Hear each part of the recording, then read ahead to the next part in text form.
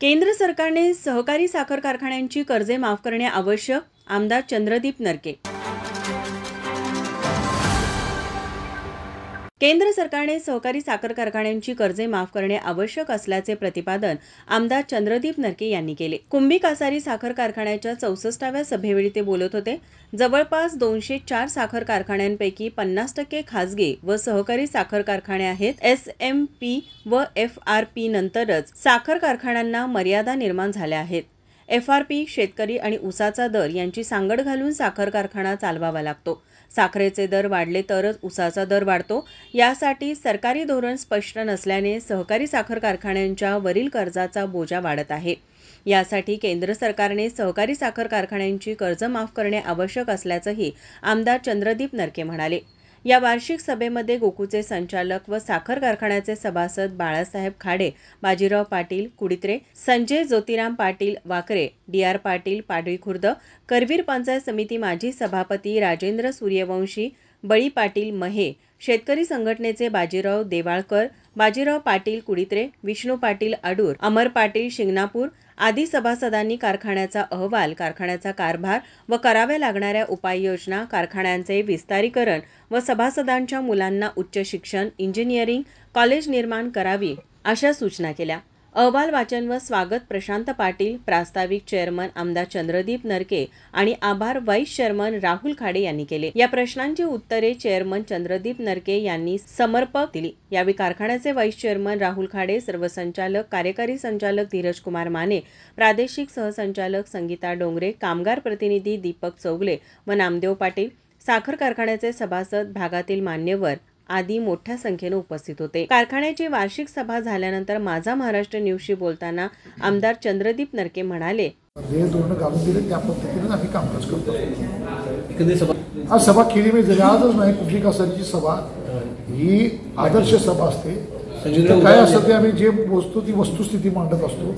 वस्तुस्थिती मांडून सुद्धा आम्ही निश्चितपणे त्यांची उत्तर देत असतो. आणि मला वाटतं कुंभी कासारीची सभा ऐकायला अनेक ठिकाणून लोक सुद्धा येत असतात. कशा पद्धतीनं सभा चालते बघायला. आणि शेवटी आहे ते सभाच शेवटी साखर कारखान्याचे मालक आहे. त्यांनी विचारलेल्या प्रश्नांची सगळी उत्तरं देणं हे आम्ही तिथं निवडून दिलेले प्रतिनिधी आहे. आम्हाला बंधनकारकच आहे. त्यांच्या सगळ्या निरसन केलं पाहिजे. ठिकाणी पायंडा घालून ठेवला की जे सभासद प्रश्न विचारतील त्यांची सगळ्यांची उत्तरं द्यायची. आणि आम्ही सांगोपान चर्चा करतो. कारखान्याच्या परिस्थिती, ज्याच्या अडचणीबाबत, सरकारच्या अडचणीच्या बाबत, या सगळ्या धोरणांसाठी गेल्या 15 वर्षामध्ये सहकारी साखर कारखान्यांमध्ये आर्थिक आराष्ट्रामध्ये आलेलं आहे. महाराष्ट्र राज्यामध्ये सहकारी साखर कारखाने खाजगीकरणाकडे जायला आहे. आज महाराष्ट्रामध्ये जवळजवळ 50% खाजगी कारखाने आणि 50% सहकारी कारखाने. ज्या महाराष्ट्रामध्ये 100% सहकारी कारखाने खाजगी सहकारी निर्माण झाले, हा विषय तरी काय झाला की साखरेच्या दराची अनिश्चितता. आणि सरकारनं शेतकऱ्याला जो ऊस दर द्यायचा आहे ती FRP केली. शेतकऱ्याला FRP प्रमाणे दर मिळालाच पाहिजे. मी शेतकरी, कारण त्याच्या उत्पादन खर्चावर त्याला जो दर वाढतो तो द्यायलाच पाहिजे. त्याचबरोबर साखरेचा दर पण वाढला पाहिजे. जगामध्ये एकमेव उद्योगधंदा असा आहे की ज्याच्यामध्ये कच्चा मालाचा दर आणि प्रक्रिया खर्च खेळा येणाऱ्या एकूण खर्चापेक्षा साखरेची किंमत जर कमी येत असेल तर तो उद्योगधंदा तोट्यामध्ये जाणार. गेल्या 15 वर्षांनी हेच करत होणारी कर्ज ही तोट्याची कोण भरून काढणार. शेवटी सरकारनं 12,000 कोटी रुपयेचं कर स्वरूपामध्ये केंद्राला राज्याला आमच्याकडे मिळत असतील तर त्याच्यातून त्यांनी ती तोटा भरपाई करून घ्यावी. हां, जर FRP देत असताना कृषी मूल्य आयोग ज्यावेळी FRPची शेतकऱ्याला जो दर द्यायचा म्हणतोय त्यावेळी साखरेची किंमत किती असावी, ती किंमत जर येत नसेल तर साखर कारखाना या अडचणीतच जाणार आहे. त्या अडचणीमुळे मग अनेक कारखाने वेगवेगळे पायंडे पाडायला लागले. अनेक कारखान्यामध्ये वेगवेगळ्या चुकीच्या गोष्टी व्हायला लागल्या.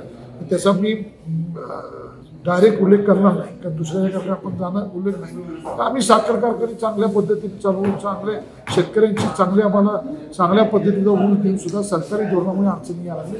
निश्चित पद्धतीनं सरकारनं FRP देताना साखरेच्या किमती पडल्यामुळे जे तोटे झाले ते सरकारनं त्याला कर्ज न देता ते तोटे सरकारनं भरून काढावेत. शेवटी आमचेच पैसे आम्ही तुम्हाला देतो आणि तुम्ही मात्र कुठलीही मदत होत नाही. एवढीच आमची मागणी या ठिकाणी मी सगळ्यांना पटवून दिलं. इतर कारखान्यांचे अहवाल असेल, आमचे अहवाल असेल, या सगळ्या गोष्टी ते पटवून दिल्या. किती दिवस आपण हे सगळ्या गोष्टी झाकून ठेवणार. एक दिवस या गोष्टी उघड करून आपण बोललं पाहिजे. ज्या चुकीच्या गोष्टी आहेत जर साखर कारखाना चालवताना आपल्याकडे कारखानदारी चालवताना संचालक मंडळाला चुका होत असतील तर त्या चुका सुधारण्याचा अधिकार सभासदांनी आपल्याला विचारला पाहिजे आणि त्या सुधारल्या पाहिजे. परंतु जर साखरेच्या दरामुळे थोडे ह्याच्यामध्ये कुठल्या कारखान्या चालवणाऱ्या मंडळीचे सरकारने विचार केला पाहिजे आणि एकदा खाजगी साखर कारखानदारी वाढली तर तिथं सामान्य शेतकऱ्याला विचारायचा सुद्धा अधिकार राहणार नाही.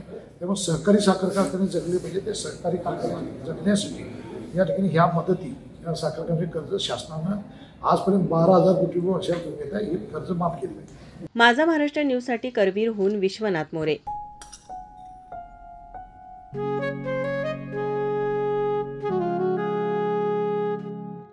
बाबा आज येताना बासुंदी घेऊन या ना. अगं कालच आपण आईचा वाढदिवस होता म्हणून आणली होती ना. ऐकलं, गोकुळची बासुंदी पुन्हा खावीशी वाटतेय. खरं सांगू, मलाही खावीशी वाटतेय. पुन्हा पुन्हा खावीशी वाटणारी गोकुळ बासुंदी.